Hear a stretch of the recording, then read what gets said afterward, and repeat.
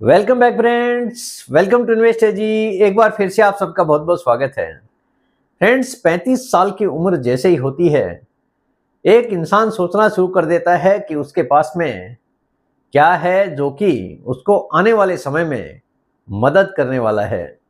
यानी वो पूरी तरह से अपना एक बैलेंस शीट बनाना शुरू कर देता है कि उसके भविष्य का आखिर प्लानिंग क्या है, उसके पास में कितना बैलेंस होना चाहिए, उसके पास में ऐसी कौन सी चीजें हैं जिसकी उसको आने वाले समय में जरूरत पड़ सकती है। यानी ये सब चीजें एक इंसान सोचना शुरू कर देता है, क्योंकि शादी हो जाती है, बच्चे हो जाते हैं, तो जिम्मेदारियां काफी ज्यादा बढ़ जाती है। ऐसा ही क्वेरी मेरे पास में आया है कि 35 साल की उम्र है, तो 35 साल की उम्र में मेरा पोर्टफोलियो किस प्रकार होना चाहिए, मेरे भविष्य के प्लानिंग के लिए किस प्रकार मैं निवेश करूं, और मुझे आने वाले समय में क्या क्या चीज़ों की ज़रूरत पड़ सकती है। तो आज इसी का एक कंप्लीट सॉल्यूशन मैं आपके साथ में शेयर करूंगा, ताकि हर किसी निवेशक को इसका फायदा हो सकेगा।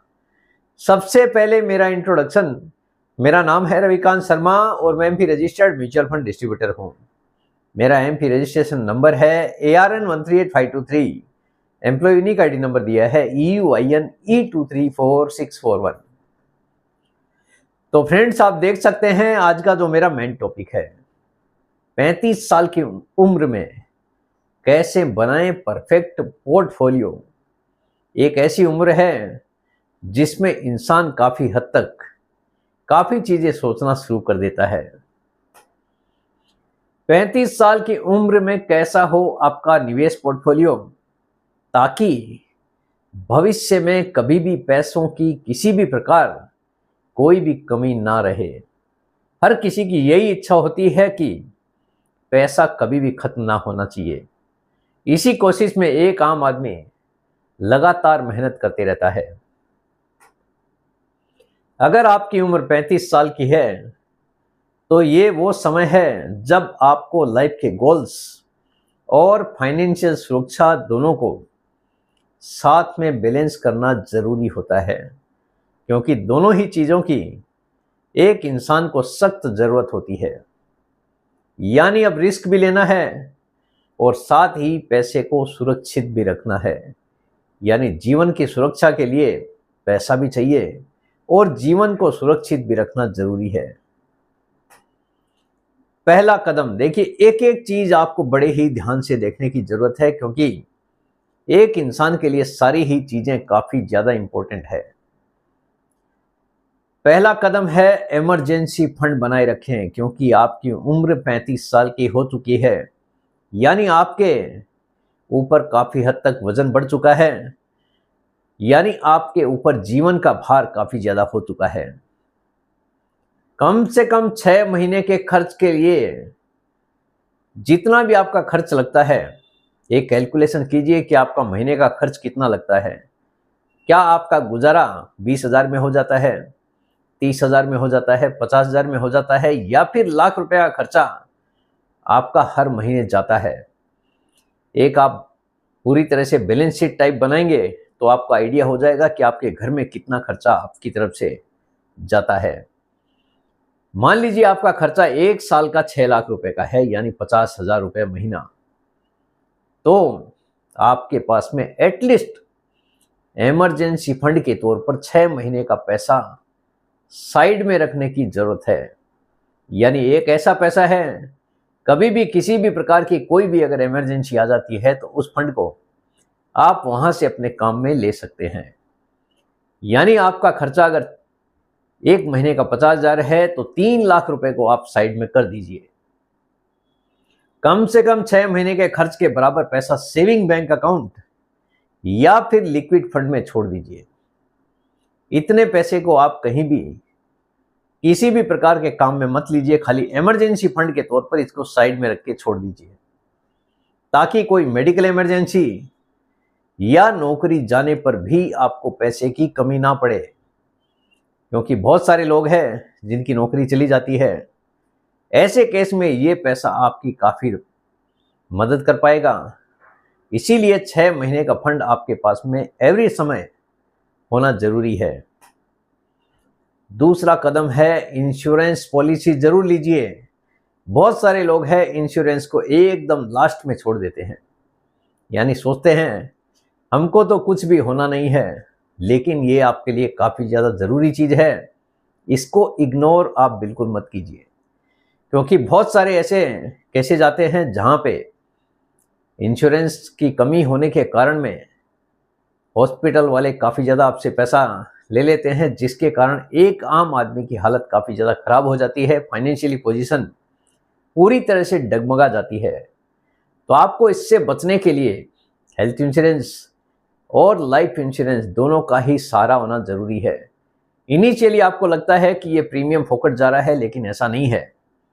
ये आपकी जीवन की सुरक्षा के लिए काफ़ी ज़्यादा ज़रूरी है। एक थोड़े से प्रीमियम में आपकी पूरी फैमिली की सिक्योरिटी हो सकती है।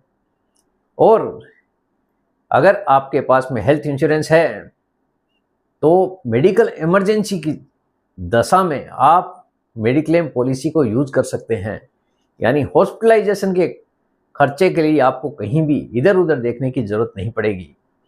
इसीलिए हेल्थ इंश्योरेंस और लाइफ इंश्योरेंस दोनों का ही हर किसी के पास होना जरूरी है। कम से कम 5 लाख, 10 लाख, 15 लाख का पॉलिसी आपकी जैसी इनकम है, आप जिस एरिया में रहते हैं उसके हिसाब से आपके पास में इंश्योरेंस पॉलिसी होना जरूरी है। आपकी इनकम अगर है 1 करोड़ में है तो एटलीस्ट 10 टाइम्स लाइफ कवर आपके पास में होना जरूरी है, यानी टर्म पॉलिसी आपके पास में होना जरूरी है, ताकि फैमिली की सिक्योरिटी आसानी से हो सके।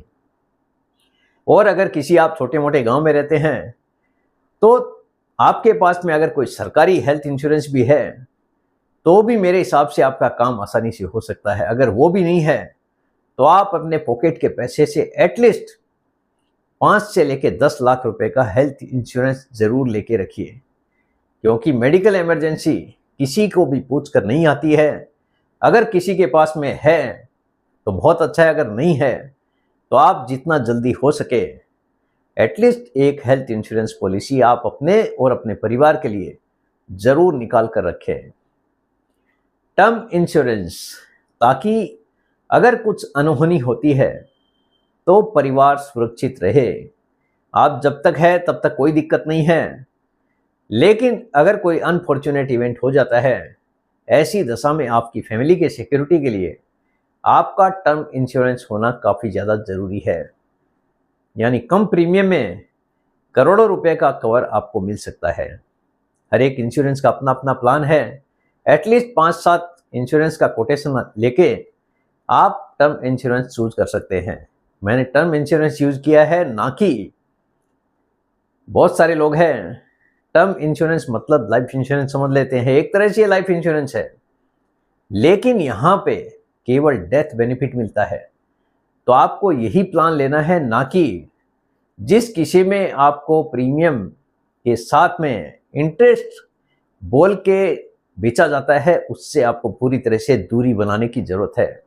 यानी मैच्योरिटी अमाउंट की आपको कोई जरूरत नहीं है, ये सोच के ही आपको टर्म इंश्योरेंस लेना है, क्योंकि आपके जीवन की सुरक्षा इसी से हो सकती है। मैच्योरिटी के लिए हमारे पास इन्वेस्टमेंट के लिए बहुत सारे ऑप्शन है, इसलिए इंश्योरेंस और इन्वेस्टमेंट दोनों को एक साथ मर्ज करने की गलती बिल्कुल भी ना करें। हेल्थ इंश्योरेंस, क्योंकि एक बीमारी आपकी जीवन भर की पूरी बचत को खत्म कर सकती है, इसीलिए एक हेल्थ इंश्योरेंस भी आपके पास होना जरूरी है। एक चीज और आपके लिए इंपॉर्टेंट है कि अगर आपके पास में कोई भी बैंक अकाउंट है, 3 अकाउंट है, 4 अकाउंट है, 5 अकाउंट है, एटलीस्ट एक बैंक अकाउंट के ऊपर आपको केवल 436 रुपए में 2 लाख रुपए का प्रधानमंत्री की तरफ से अनाउंसमेंट किया गया था, वहां पे आपको एक टर्म पॉलिसी ऑफर की जाती है केवल 436 रुपए में। 1 साल का प्रीमियम है 436, 2 लाख रुपए का जीवन बीमा आपको वहां पे पूरी तरह से ऑफर किया जाता है, जो कि आप अपनी पूरी फैमिली के लिए निकाल सकते हैं। हर किसी के पास में मल्टीपल बैंक अकाउंट है, लेकिन केवल एक ही बैंक अकाउंट के ऊपर आपको ये फैसिलिटी उपलब्ध हो पाएगी। तो ये पॉलिसी एटलीस्ट आपके पास जरूर होनी चाहिए। अगर आपको एक्सीडेंट पॉलिसी में इंटरेस्ट है निकालने में, तो 20 रुपए में वो भी आपको मिल जाती है उसी बैंक अकाउंट के ऊपर। और अगर आपके पास में एटीएम कार्ड या क्रेडिट कार्ड, डेबिट कार्ड जो भी आप यूज करते हैं, ज़्यादातर क्रेडिट कार्ड और डेबिट कार्ड के ऊपर भी आपको एक्सीडेंट पॉलिसी ऑफर की जाती है, जिसका बहुत सारे लोगों को पता भी नहीं होता है। तो आप जब भी ये कार्ड लेते हैं तो आप अपने बैंक से जानकारी जरूर लीजिए कि आपके कार्ड पर कितना एक्सीडेंटल इंश्योरेंस अवेलेबल है। एक एक चीज़ अगर आपको पता रहेगी तो उससे आपकी फैमिली की सिक्योरिटी आसानी से हो सकती है, क्योंकि यहाँ पे अगर आप डेबिट और क्रेडिट कार्ड यूज करते हैं तो करीब 2 लाख से लेके 3 करोड़ तक का एक्सीडेंटल पॉलिसी ऑफर किया जाता है, जिसके लिए आपको कोई भी प्रीमियम पेमेंट करने की जरूरत नहीं होती है। तो ये चीज़ें आप सबको पता होनी चाहिए ताकि एक आम आदमी को ये सब फायदा आसानी से मिल सके। तो इसके लिए आपको अपने बैंक से ज़रूर कांटेक्ट कर लेना चाहिए ताकि आने वाले समय में किसी भी प्रकार की कोई भी तकलीफ आपको ना रहे। तीसरा कदम है असेट अलोकेशन सही रखिए। ये आपके लिए काफ़ी ज़्यादा इम्पोर्टेंट है, क्योंकि बिना असेट अलोकेशन के पैसा बनता नहीं है। 35 की उम्र में आपका निवेश पोर्टफोलियो कुछ इस प्रकार होना चाहिए। आपका इक्विटी में इन्वेस्टमेंट होना चाहिए करीब 60%। इसके लिए अगर आपको इक्विटी बाजार का नॉलेज है, इक्विटी शेयर का नॉलेज है, तो आप इक्विटी शेयर में भी निवेश कर सकते हैं, म्यूचुअल फंड में भी निवेश कर सकते हैं। जैसा जिसको इंटरेस्ट है उसके हिसाब से आपका इन्वेस्टमेंट किया जा सकता है, लेकिन इक्विटी में निवेश 60% तक आपका किया जा सकता है, जिसमें flexi cap fund, large and mid cap fund, multi cap fund और कोई इंडेक्स फंड में भी आप निवेश कर सकते हैं। यहाँ पे आपका निवेश 60% दिमाग में सेट करके रखिए, एटलीस्ट होना चाहिए। एसआईपी के थ्रू कीजिए या लमसम कीजिए, जैसा जिसका बजट है उसके हिसाब से निवेश किया जा सकता है। डेट फंड, बॉन्ड्स और debt provident fund, FD, total यहाँ पे आपका जो भी पैसा है, जितना भी आप कमाते हैं उसका 25% पैसा डेट की तरफ जाना चाहिए, जिसमें आप bonds, debt fund, PF, FD देख सकते हैं। जैसा जिसको पसंद आता है उसके हिसाब से आपका निवेश किया जा सकता है। किसी को एफडी अगर पसंद आता है तो फिक्स डिपॉजिट में भी आप 25% पैसा निवेश कर सकते हैं। अगर आपका इंटरेस्ट बॉन्ड्स में है तो बहुत सारे बॉन्ड्स आते हैं, वहाँ पे भी आपका निवेश किया जा सकता है। कॉरपोरेट बॉन्ड्स हो गए, कोई सरकारी बॉन्ड हो गए, या फिर डेट फंड में भी आपका निवेश किया जा सकता है। स्टेबिलिटी और रेगुलर इनकम के लिए गोल्ड, सिल्वर और मल्टी एसेट फंड में एटलीस्ट 15% का निवेश किया जा सकता है। इन्फ्लेशन से बचने के लिए ये आपको काम आ सकता है। चौथा कदम, देखिए महंगाई जैसे जैसे बढ़ती है उससे बचने के लिए आपके पास में एसआईपी जरूर होनी चाहिए, क्योंकि एसआईपी एक ऐसी चीज है जो कि आने वाले समय में महंगाई को मात दे सकती है। यानी आपका जो 60% का इन्वेस्टमेंट है कुछ इस हिसाब से अपना पोर्टफोलियो बनाइए कि जिसमें अगर आपके पास लमसम नहीं है तो एटलीस्ट एसआईपी तो हो। और एसआईपी एक ऐसी चीज है, जो चीज आज 5,000 में मिल रही है, आने वाले 15-20 साल में वो चीज 5,000 में नहीं मिलनी है। यानी बाजार के हिसाब से अगर रिटर्न लेना है तो एसआईपी में आपका निवेश जरूर होना चाहिए। कोई भी स्कीम में आप इन्वेस्टमेंट कर सकते हैं, बहुत सारी स्कीम मैंने अभी बताई है आपको। कोई भी एएमसी के प्लान में आप निवेश कर सकते हैं, जिस एएमसी के साथ में आपका ज़्यादा इंटरेस्ट है, या अपने आप एडवाइजर या डिस्ट्रीब्यूटर से बात कर सकते हैं कि आपका इन्वेस्टमेंट किस प्रकार किया जा सकता है। चौथा कदम, एसआईपी को अपनी आदत बनाइए। बहुत सारे लोग हैं इसको मजबूरी में करते हैं, ये मजबूरी नहीं, ये आपके जीवन की एक सुरक्षा की गारंटी है। ऐसा सोचकर ही आपको निवेश करने की जरूरत है। हर महीने नियमित एसआईपी करें, 5,000 से ही चाहे शुरू करें। आपका जैसा बजट है उसके हिसाब से आप निवेश शुरू कर सकते हैं, और हर साल 10 से लेके 15% तक इसको बढ़ाने की कोशिश करें। आपकी अगर इनकम जैसे जैसे बढ़ती है उसके हिसाब से आप एसआईपी के अमाउंट को बढ़ा सकते हैं। एसआईपी का जादू लंबे समय में आपको बड़ा फंड बनाकर दे सकता है। पांचवा कदम, लॉन्ग टर्म विजन रखें, ना कि शॉर्ट टर्म। जो भी आपको निवेश करना है लंबे समय के लिए निवेश करना है, ना कि कोई शॉर्ट टर्म के लिए। आज पैसा लगा दिया, कल अगर आपको उस पैसे की जरूरत पड़ गई तो आपका पूरा का पूरा जो प्लान है पूरी तरह से फेल हो सकता है। शेयर बाजार में उतार चढ़ाव देखिए आता रहेगा। बाजार को देखकर आपको ना तो इन्वेस्टमेंट करना है, ना ही पूरी तरह से रिडीम करने की जरूरत है। आपका टारगेट लंबा है, एक ही दिमाग में सेट करके रखिए और अपने निवेश को ज्यादा से ज्यादा समय तक चालू रखने की कोशिश करें। 10 से 15 साल तक एटलीस्ट आपके पास पेशेंस होना चाहिए। और मैं तो बोलूंगा अगर आपका उम्र 35 साल का है तो एटलीस्ट 25 साल का पेशेंस आपके पास होना चाहिए, क्योंकि 60 साल तक तो हमको काम करना ही है और 60 के बाद में आपके पास में इतना पैसा हो जाएगा कि आपको ना इधर उधर देखने की जरूरत पड़ेगी। किसी भी चीज की मुझे नहीं लगता कि आपको आने वाले समय में कमी रह सकती है अगर आपके पास में लगातार 25 साल तक आप निवेश कर पाएंगे। तो तभी असली रिटर्न बनेगा जब आप 10 से 15 साल या उससे ज्यादा का निवेश बाजार में म्यूचुअल फंड के थ्रू अगर करते हैं तो। अब देखिए क्या नहीं करना चाहिए। करना चाहिए वो तो हमने बता दिया, लेकिन इसके साथ में आपको ये भी जानने की जरूरत है क्या नहीं करना चाहिए। बार बार फंड बदलना। अगर आपने निवेश कर दिया है तो बार बार फंड बदलने की गलती बिल्कुल ना करें।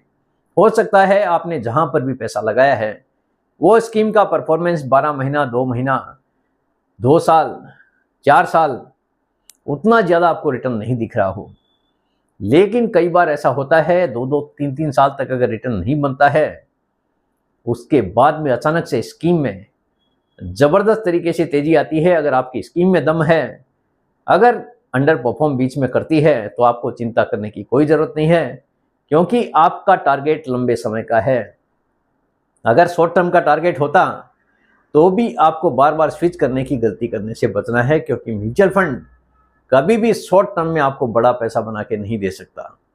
यही चीज आपके दिमाग में होनी चाहिए। शॉर्ट टर्म में अगर आप इन्वेस्टमेंट करने आए हैं तो आप ये कह सकते हैं कि ये बाजार, ये म्यूचुअल फंड आपके लिए सही नहीं है, क्योंकि यहाँ पे बाजार की जोखिम हर समय बनी रहती है। कोई गारंटीड रिटर्न होता नहीं है, रिटर्न बनता है बाजार के हिसाब से ही। किसी के कहने पर कोई भी शेयर नहीं खरीदे। बहुत सारे ऐसे मैसेजेस सर्कुलेट होते हैं जिसमें यह दिखाया जाता है कि 5 दिन में 20% बढ़ जाएगा, 1 महीने में 50% बढ़ जाएगा, या फिर 30 दिन में डबल हो जाएगा। ऐसे मैसेजेस देख के आपको पूरी तरह से निवेश करने से बचने की जरूरत है। अदरवाइज आपकी जो भी पूंजी है वो पूरी तरह से खत्म हो सकती है। तो ऐसी चीजों से पूरी तरह से आपको बचने की जरूरत है, अदरवाइज आपका जो प्लानिंग है वो पूरी तरह से फेल हो सकता है। लोन लेकर कोई भी निवेश ना करें। जो पैसा आपके पास में अपना है वही पैसा निवेश करें, यानी जितना भी आपका बजट है उसके हिसाब से ही आपको निवेश करने की जरूरत है। लोन का मतलब है पराया पैसा, जो कि आने वाले समय में आपके सर पर एक बड़ा बोझ डाल सकते हैं। ईएमआई का बोझ हर किसी के लिए भारी होता है, इसलिए कोई भी लोन लेकर निवेश करने की गलती करने से आपको बचने की जरूरत है। बहुत सारे लोग हैं लालच के मारे लोन लेकर निवेश कर देते हैं, सोचते हैं ईएमआई में तो 7% ही भरना है, म्यूचुअल फंड तो 15% रिटर्न दे रहा है, क्यों ना मैं लोन लेकर निवेश कर दूं। यही आपकी सबसे बड़ी गलती है, क्योंकि बैंक जो भी आपका इंटरेस्ट का पैसा है, मेजॉरिटी पैसा जितना भी आपने लोन लिया है 3 साल में पूरी तरह से रिकवर कर लेता है। अगर आपका पैसा 5 साल के लिए है तो भी बाकी बचा 2 साल, उसमें आपका इंटरेस्ट समझ के आप कह सकते हैं कि इंटरेस्ट बचा है अभी तो, लेकिन इंटरेस्ट पहले ही रिकवर होता है। लोन का फंडा कुछ अलग है, तो इससे आपको पूरी तरह से बचने की जरूरत है।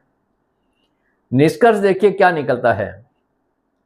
35 की उम्र में अगर आप सही एसेट एलोकेशन, एसआईपी डिसिप्लिन और इंश्योरेंस प्रोटेक्शन रखेंगे तो आने वाले सालों में आपको कभी पैसों की कमी नहीं पड़ेगी, बल्कि फाइनेंशियल फ्रीडम मिल सकेगी। यानी अगर आप सटीक प्लानिंग के साथ में काम करते हैं तो किसी भी प्रकार की कोई भी कमी आपके जीवन में नहीं हो सकती। इंश्योरेंस की जगह इंश्योरेंस भी जरूरत है और इन्वेस्टमेंट की जगह इन्वेस्टमेंट की भी जरूरत होती है। तो एक सटीक प्लानिंग अगर आप करेंगे तो कभी भी आपके पास में पैसों की कमी नहीं हो पाएगी। 35 की उम्र में समझदारी से किया गया निवेश आपको देगा जिंदगी भर की आज़ादी।